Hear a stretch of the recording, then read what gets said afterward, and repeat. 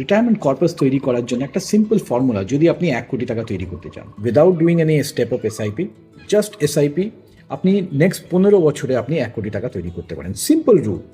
তো 25,000 টাকা যদি আপনি এসআইপি করতে পারেন, তার মানে বছরে আপনি প্রায় 3 লাখ টাকা জমা করছেন। আর আপনি যদি ইন্ডেক্স ফান্ডে যদি ওইটাকে এসআইপি করেন, বেশিরভাগ দেখা গেছে লং টার্ম হরাইজনে ইন্ডেক্স ফান্ড 10% অ্যাভারেজ রিটার্ন দিয়ে দেয় without doing any yearly step up. 10 বছরে যদি আপনি 25,000 টাকা করে প্রত্যেক মাসে জমান, তো 10% rate of interest on index ফান্ডে যদি আমরা ধরি, তবে আপনি 52 লাখ টাকা প্রায় আপনি ইনভেস্ট করতে পারবেন 10 বছরে। আর আপনি যদি ওই ইনভেস্টমেন্টকে কন্টিনিউ করেন আরও 5 বছরের জন্য, তবে আপনি 1 কোটি টাকা করতে পারবেন।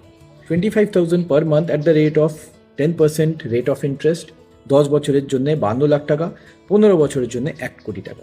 তারপরে যদি আপনি স্টেপ আপ করেন, তবে আপনার টাকা আরও বেশি গতিতে বাড়বে। একবার যখন আপনার 1 কোটি টাকা হয়ে যাবে, তারপরে 2 কোটি বা 3 কোটি হতে বেশি সময় লাগে না, কেন কি আপনার যে 1 কোটি টাকা অলরেডি হয়ে গেছে, তখন ওইটা এক্সপোনেনশিয়ালি গ্রো করা স্টার্ট হবে, প্লাস আপনার এসআইপি আলাদা করে আপনাকে কম্পাউন্ডিং করবে।